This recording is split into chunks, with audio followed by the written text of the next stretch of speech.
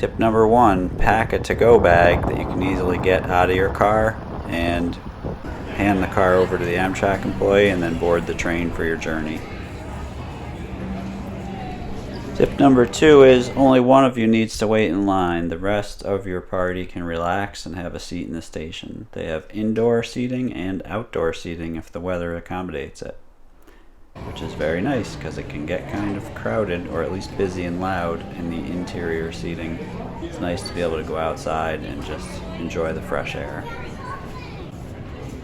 Tip number 3, there's no luggage carts allowed in the newsstand, so if you're using a luggage cart to carry your personal items, which I do, and your travel bags for overnight on the train, you'll not be able to do the light shopping in the newsstand with that cart.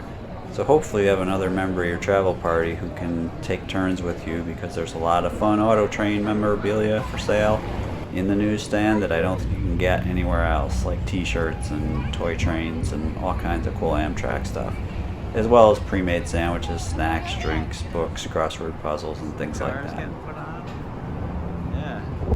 And also, not an official tip, but if you get seats outside along the platform, you get a really good view of them driving the cars up into the double-decker train cars, which is really cool to watch. You can also watch this from inside at the snack bar inside the newsstand. If you can get up against the window, there's probably only 4 seats there, but it's another good spot to watch. It is really cool to see the number of cars that they move onto the train and the number of times that these then train cars connect up. By the way, if you like this video, hit the thumbs up button or hit the bell to subscribe and be notified when no one's come out. And if you do decide to sit outside, it can get a little loud because the locomotive will come by 4 or 5 times depending on how many segments of auto car trains there are. Locomotive will basically back up and ring its bell the whole time and then connect to the set of train cars here and then pull it away so that they can all be assembled. But again, it's very cool to watch, so if you enjoy this kind of thing, I recommend you get a seat on the platform so you can watch it all come together. It's very cool. So now that the locomotive's connected to the auto train car, and speaking of connections, my connection to the train goes back to my grandfather and my uncle, who were both engineers for New York Central, and my uncle later for Amtrak. I have a family history in the trains and being able to ride in the engine with my uncle. Those are memories I still treasure today.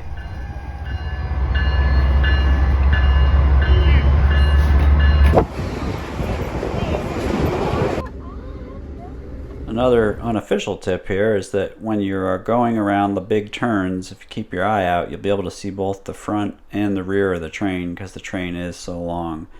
That's really cool to be able to see the passenger cars as well as the car carrying cars in the back. And speaking of cabins, the age of the cabins is variable. Here's the snack bar slash dinner area where you can see it has the new leatherette type seats. And here's the older style carpeted that we had for our cabin for our sleeping car.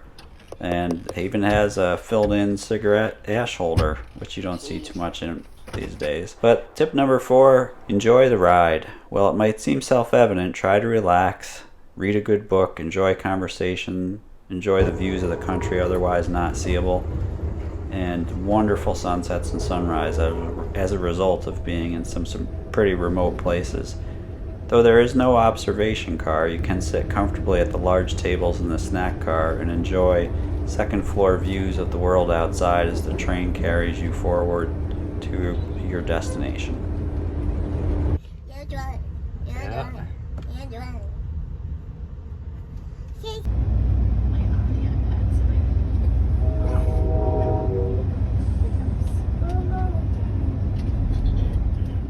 So now back to the dinner tickets. When you first register inside the Amtrak station with the Amtrak employee before you board the train, they're going to give you a dinner seating ticket. The dinner seating tickets are going to have a number 1, 2, or 3, and they're going to reference a seating time that they're going to call you over the intercom to come up. If you have seating ticket 1, in our case it was 5 p.m. If you have seating ticket 2, it was 7 p.m. and if you had seating ticket 3, it was 9 o'clock p.m., which is 9 o'clock in the evening. If we waited till 9 o'clock, we would have had this beautiful plant-based rigatoni bolognese. Instead, we bribed our attendant for a Grubhub style meal delivery to our cabin, which brings us to tip number 5. Bring some cash to tip your attendant, as this person can make sure you have what you need to be comfortable for your trip.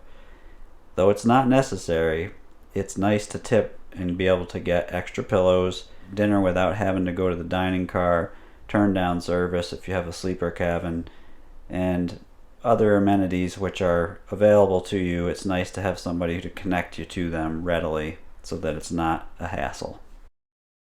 So looking at the cabins that are available in the sleeper cars, we stayed in cabin A. It was one of the 5 cabins that have a bathroom inside the cabin. So this is technically sleeps 3 and has the toilet / shower inside the bathroom. I have another video I'll link to below that takes you through the tour of the room, but I just wanted to show you, if you're in room A, you're going to lose a little bit of space because there's a diagonal wall that cuts out a little bit of space from your room. It's not that bad. I can't complain. I'm on a train, but I just want to mention it. A through E, if you have a choice, do B through E, not A. However, it may not be as loud in the A car because you wouldn't have neighbors on one end, so that's something that's on the positive if you do end up with the A car. And this is what it looks like. Again, I have a video I'll link to below for the room tour, but this is what it looks like when the attendant turns down the beds. The couch becomes a lower bed and the upper bed comes down from the ceiling. So it's pretty tight if you wanted to get back to the chair that's in the corner there, but otherwise it's easy to get out. That's me in the chair in the corner there. But otherwise it's easy to get out into the hallway, and it's easy to get into the bathroom door in that configuration. So the next morning when you wake up, if there's not a lot of mechanical issues, and you'll arrive at the next location and they will take the cars off and you will see them slowly unload the cars one at a time. And you'll be able to get back in and go on your way.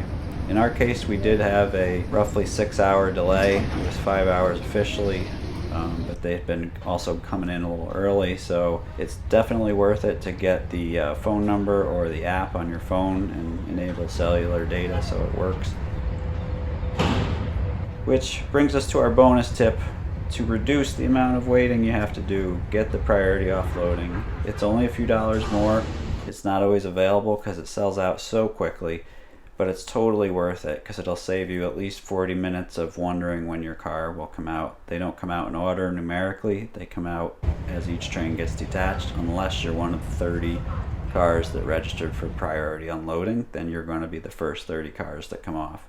So thanks for watching, and a huge thanks to the Amtrak staff who went above and beyond for my family's trip, both down and back, and we really can't say enough about them. They were so nice and so accommodating and so easy to deal with.